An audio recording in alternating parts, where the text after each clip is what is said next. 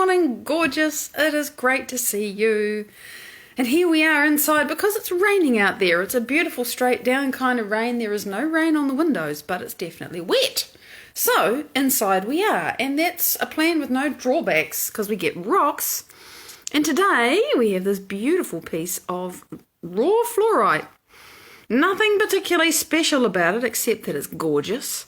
And you can see the different layers of the stone because you get those.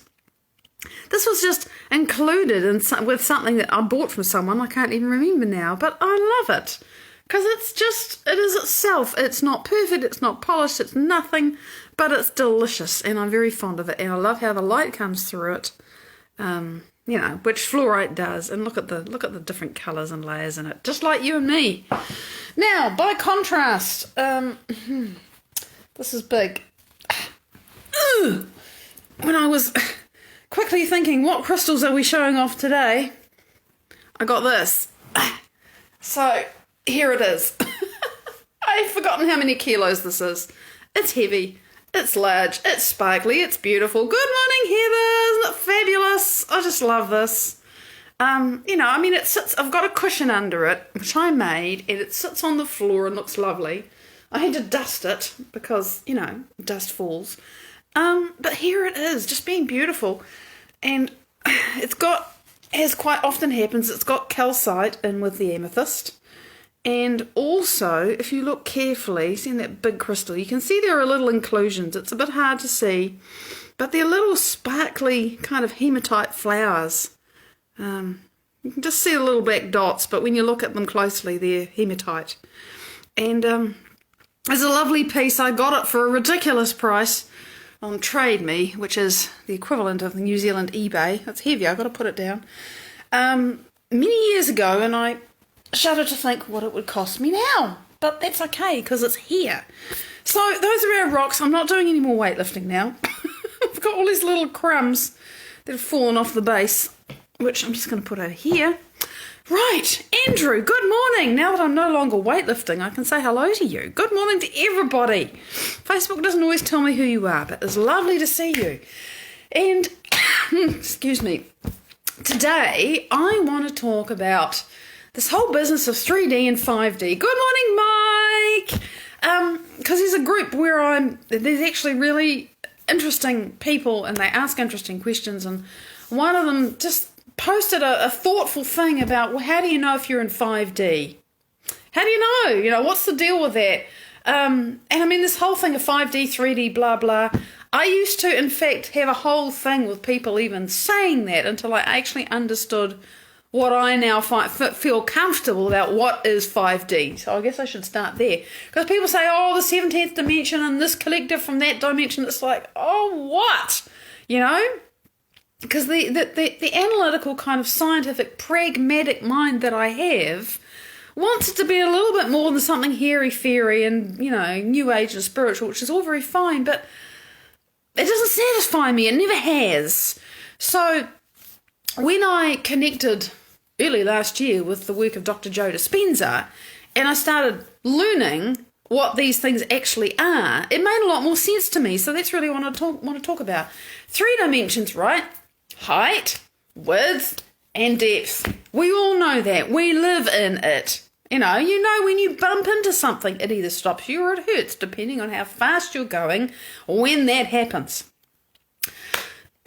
And the 4th dimension, without mucking about too much, when you move, like when I move from here, when I finish here and I go into my kitchen, I go from one point of space to another point of space, and the space is defined by those 3 coordinates, right? Height, depth, and width, and and it takes me time to go from here to there. Hi, Jen! Morning!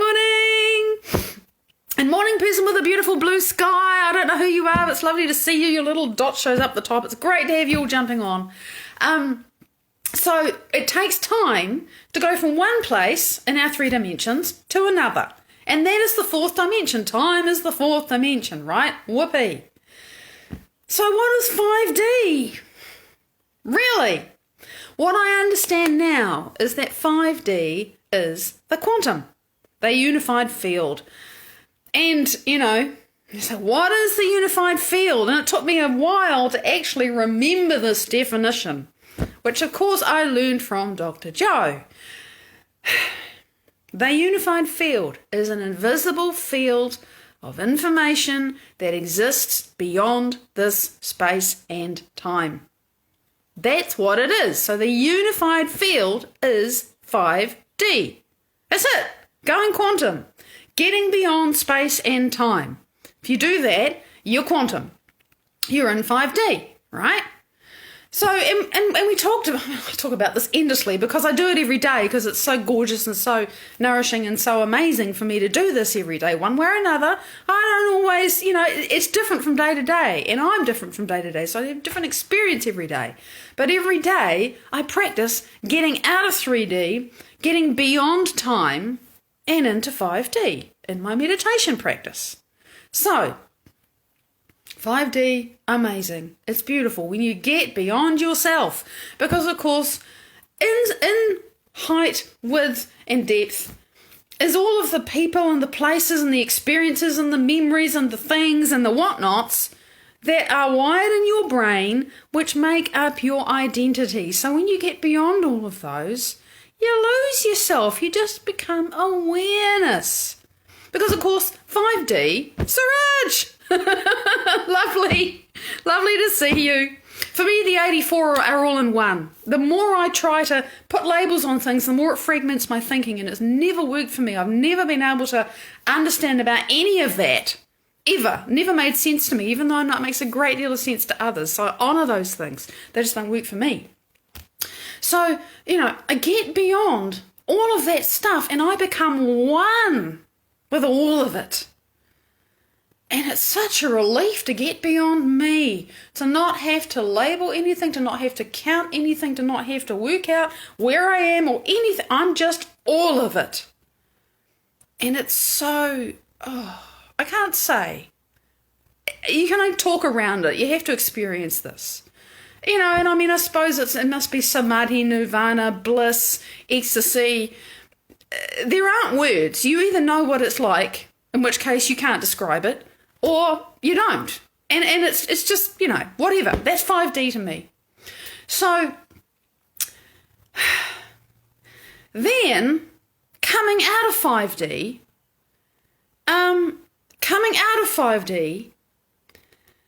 back into 3D. Oh, heck, I'm back in 3 dimensions. And I gotta live here. I have this awareness of being this consciousness. I know I'm one with everything. And I have to be separate at the same time. I have to go from place to place. I'm back in time again. I have to look after this body. I have to read things and reply. I have to, I'm back in 3 dimensions. What? How do you go through this process of being human and knowing that you're a multidimensional quantum being at the same time? How do you do that? This is 1 foot in 3D and 1 foot in 5D, and while you're doing that little walk, of course, you're moving through time. So, 3D, 4D, 5D, whatever. How do you do that? And for me, and of course I've spoken about this before, but I was just made really mindful about it recently. Oh yeah, I just don't want to come back. I want the moment to last forever, right? And these days it's increasing, not just a moment, it just grows and it elongates. But anyway, it's great to see you. The endless now becomes more endless because I'm getting better at staying in the state. And if my mind rushes off to something or something comes, I can find it again. It's so to then embody who I am in that space where I'm unity, where I'm one, where I understand everything, where it all makes sense. And I've had experiences where the wisdom and the insight comes to me and I know it in that moment. And then I finish and I come back, Carmelina, good morning. And it's like, really? Is that so? And some of these things are so profound and so not how I'm used to thinking that I examine and I think, oh, I'm not going to try and pick this apart because I don't get it. But I come back the next day and I explore it some more and I examine it some more and I get more information because, of course, now there's a neural net. I've had a little experience and there's something in my brain to anchor that, because it was powerful, it was amazing, it was like, wow. And then I go back and more information comes to be tacked onto that. That's how we learn. You have a thing, it's, and then more gets added by experience. So that's how I continue to expand these things. And the more I get to know the truth of myself in 5D, when I'm unity, when I understand, when everything is available to me, and if the thought is the thing, and I have the thought, and it's the entirety of me, and it's real, and then I come back. And my challenge is to remember how it was when I was having that experience of being the thought of the future life that I want to live, but it's now, I'm in that eternal now, and I'm having that experience, and I know how it feels, and here I am back in 3D, and can I live that? Can I get up out of my seat and live that, and walk that, and breathe it, and smell it, and taste it, and, be that in 3 dimensions, walking through time? Can I do that? And that's the balance, it's like, I go into 5D enough to continue to remember and remind myself in advance of who I'm becoming. I become that person more and more each day because I can go into that space. I can get beyond myself, the memories of who I am and how it all works and how it's always been for me and how impossible it was and tra-la-la-la-la. I can lose that story and I can write a new one in the quantum space. And it frees me. Because I remember that I'm a multidimensional being, living a multidimensional life, and all of the patterns and paradigms and structures and everything of this planet do not apply to me, and never have, and I'm not interested in them. I'm interested in being who I am when I'm in that unified field. Yeah, it's totally what I'm undestined for. It's totally the experience I'm interested in, and everybody has their own way to get there, but this is how I do it. It's to lose all of that stuff. Anything that I can put a label on, I just don't want to know about. I want to get to where there's no labels, where there's no things, there's no people, there's no systems, there's no time, there's no place, there's certainly no me, I don't have a body, there's nothing except this eternal awareness and the unity with love, with all that is. With the mind of God. That's what I want to do. And then to come back, and my body remembers it viscerally, you see. My body, while I'm there, the analytical mind is shut down, which is what happens in meditation, of course. Any kind of meditation is going to slow down the brain. And if you get coherent enough and you slow your brain down enough, your analytical mind is going to stop thinking. Which is what we talked about yesterday, and just you're not firing any thoughts, thinking about people or things or places or your body. You're just not thinking about it. You're sensing instead into all that is, and you're becoming it, you're merging with it. And when you do that, because the analytical mind has gone away, the emotional, chemical, limbic brain gets to whip up a different batch of chemicals because now I'm feeling connected, now I'm feeling love, now I'm feeling whole. And that's very different from feeling about whatever it was that I would have been thinking about if I wasn't doing this. So, to open up and become all of it, then my chemical brain gets to give my body a different signal and my body goes, oh, I'm feeling so good now. And of course, and now I'm programming my genes differently because that chemistry impacts on your cells. And if you keep sampling a new chemistry intentionally by practicing remembering your future, and then you practice bringing that memory back and remembering it during the day. It's like, oh my goodness, I remember feeling so whole this morning when I wasn't in this morning and I was nowhere and I felt so whole and I felt so connected. And in this moment when I'm sitting at my computer and doing my work, can I remember that? Can I sit like that? Oh, completely whole being.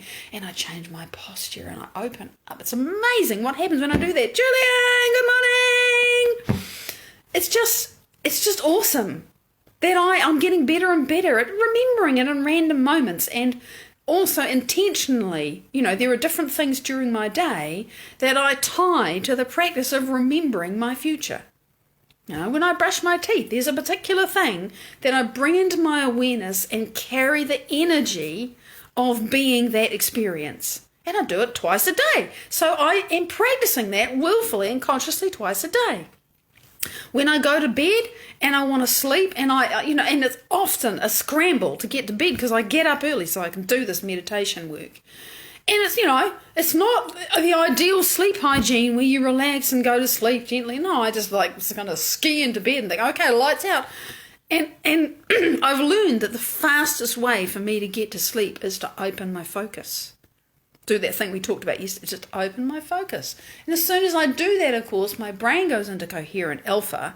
The lights are out. I'm not trying to stay awake in theta. I drop into theta and then I drop into delta and I'm asleep. And it works really, really well because I've trained my brain to do that. I used to have terrible trouble with insomnia. Long time ago now. I sleep really well now.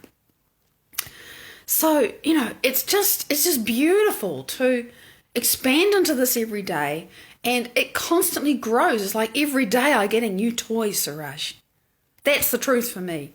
Every day, like I said yesterday, I open this treasure chest of who I am and what's available to me in the unified field, that invisible field of information, the mind of God, so much data from before, after, every civilization and being and whatever body of existence that there is in the entire universe. Every time I open that treasure chest, there is more in it. So it never gets old. And I just become more and more in love with that. And then I get to live more of that.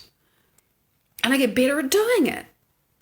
And what happens, and has been happening for a long time now, and many of you will know what this is like, because remember, there's lots of ways to do this. I just talk about how I do it. It's that when you start to get into alignment with yourself and your truth, and you're connecting with the unified field or love or, whatever it is you call it, God, things start to line up in your life. You see numbers, the thing of seeing repeating numbers, and, some people are really, they get a lot of meaning from the numerology and the angel numbers, and it just communicates to them. Me, I just see patterns. I look at the clock when, I open my eyes and I open, and I see the clock, and it might say, and I've had this happen. I have opened my eyes, it's been 11, 11, 11 on the second, because the clock shows, 6 digits. And it just happens over and over. I look at the clock and the numbers are repeating, or there's a pattern, or it's a mirror, just over and over. And there is never a time I go anywhere and there isn't a car park that I wanted. And the people that I have been not even consciously aware of kind of calling into my life are just turning up from nowhere. People, it's like, what, you? Wow! Amazing things. Oh, this is a cute thing. I've been wanting for ages to be able to do walking meditations, because sitting is great, but to be able to walk and embody the thing that you're creating, and Dr. Joe's created these, but I haven't had a thing to play it with, right? I haven't had a little walking thing that, like an iPod or whatever. And I sort of thought, can I put on my phone? Will the battery last long enough? Because the battery on this phone's a bit old, And maybe 3 weeks ago, someone that my husband is in a group with, a physical group, real people, not virtual people, said, hey, look, I've got a Kindle that that's secondhand now because I've replaced it, and I've got a little iPod. Do you want it? To my husband, it's like, and he says to me, do we want these things? It's like, well, yeah, wow, iPod, walking meditation, woo! So now I can do that. Now, here's the really cute thing. I don't do Apple stuff. I don't know how to do Apple stuff. So I sort of looked at it and, and tried to get into it and do stuff, and nothing would work. And so I asked my husband to send an email to his friends saying, well, what do you think we should do? And they said, well, I think you need to just put iTunes on your computer and use that, which worked perfectly, by the way. Carry on! Yay! It's awesome how fast you've shifted. Dr. Joe's meditation is like magic when you just dive into it. And, for some people it takes a long time. Some people just dive in. We're jammy goits, I know, but it works. It is so, so cool. It's awesome. So, I was going to say about this little iPod. So he comes back and this message said you need to do iTunes, and I've done that and it works. Whoa, it's ready. I'm not really sure because I haven't looked at it. Neither my wife nor I has used it for 10 years. We just sort of had it sitting around. Now, why, after 10 years, would they suddenly think, let's see if Lawrence would like it? That was just, another nudge from the universe to say, you're on target, Maddie. Because here's the thing, I haven't actually had a space in time in which to do a walking meditation for various reasons. And now, coming up, I'm going to. So I really didn't need it before. I was like, how am I going to do this? But now I have a space because, you need somewhere we can walk and hopefully not be disturbed too much. And it's just, So everything falls into place. You're right, Andrew. It's not just the numbers. I mean, the numbers are kind of fun and the car parks are really cool. The car parking ferry, the empty road ferry, the ability to turn in and get across intersections and everything, always on duty for us now. The weather ferry, collaborating with Gaia, just works so well. But everything starts to flow. Your life starts to flow. People turn up. Opportunities come to you. Doors open. And because you're more aligned with who you are, you're actually able to walk through them and have a new experience. And you have the new experience and you think, hang on a minute. This is who I became 6 months ago in my meditation. I'm living it in 3D now. But back then, I became that in 5D, and I've been gradually moving myself into that in 3D, on and off, practicing, losing the plot, remembering it, practicing it, getting better at it, more and more and more. Oh, I became that person, and now I'm living it. Cool. I did it. What am I going to create now? That's how it works. It's very, very cool. So, I'm so excited, and I'm going to jump on the internet now because it's now I get to spend an hour learning from my inspiration, Dr. Joe, because there's a monthly teleclass that he does, and I signed up a while ago, and it was really, really cool for me to do that, and it still is. So, big love. Thank you for your fabulous participation today. I'm so excited for everybody that's doing the work to change themselves, however you do it, and I'll look forward to replying to your comments later. Very much love. I'll see you tomorrow. Bye-bye.